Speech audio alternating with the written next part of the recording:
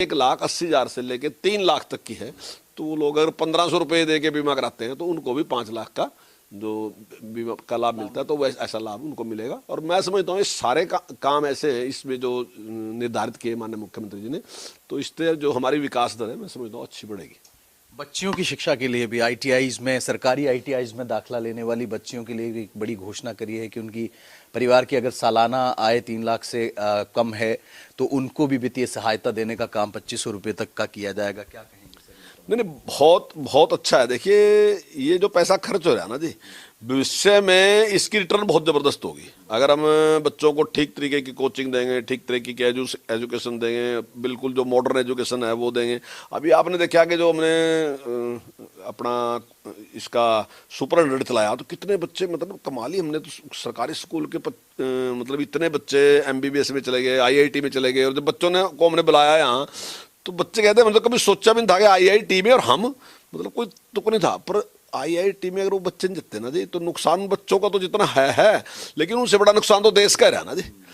तो जिस प्रकार की काबिलियत है वह काबिलियत गांव में भी और बिल्कुल गरीब घर में भी छुपी बैठी, तो सरकार की जिम्मेदारी है कि उस काबिलियत को निकाल के लेके और राष्ट्र के निर्माण में उसका उपयोग हो।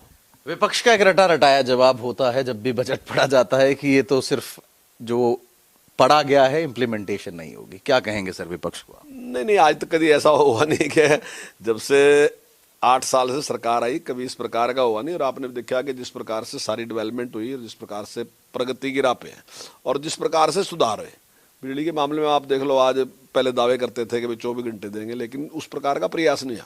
आज 5,000 से 5500 से ज़्यादा गाँव ऐसे हैं जहाँ 24 घंटे बिजली दे रहे। और आप देख रहे कहीं भी बिजली के मामले में कहीं भी नहीं, तो आप पहले देखते थे कि हर जगह जाम लग रहा, आज वो सड़क रोक दी, आज वो सड़क रोक दी, आज उसको ताला लगा दिया, उसको सारी चीज़ें।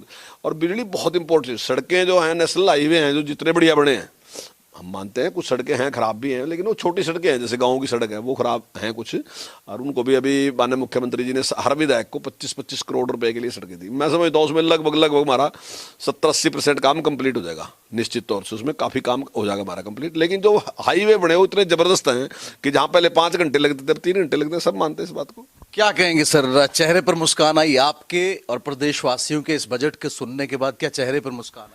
निश्चित तौर से सबके चेहरे पे मुस्कान है। और जो एक बात मैं कहनी भूल गया था कि जो बुजुर्ग लोग हैं जिनको टिकट में 50% की छूट मिलती थी पहले, उसके लिए 65 साल उम्र थी, उसमें भी घटाया गया 60 साल कर दी। मैं समझता हूँ हर वर्ग का ध्यान रखा गया, जिसकी जरूरत थी उसको उसका विशेष ध्यान रखा गया कि उसको चीज मिलनी चाहिए।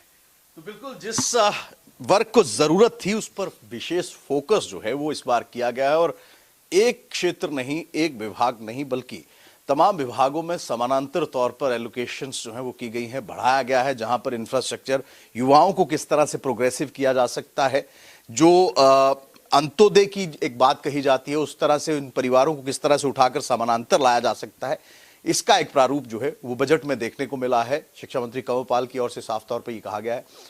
कैमरा पर्सन मोनू के साथ विपिन परमार, इंडिया न्यूज, चंडीगढ़। तो शिक्षा मंत्री को आप सुन रहे थे, उनका कहना है कि हर वर्ग का ध्यान रखा गया है इस बजट में। साफ तौर पर उन्होंने कहा कि हर वर्ग का ध्यान रखा गया है। और साथ ही साथ कंवरपाल गुर्जर की तरफ से यह भी कहा गया कि शिक्षा पर पूरी तरीके से फोकस इस बजट में किया गया है। और आपको ये भी जानकारी दे दें कि लाइब्रेरी का जिक्र भी वो करते हुए नजर आए थे और बुजुर्गों की पेंशन को लेकर भी उन्होंने बात की। तो फिलहाल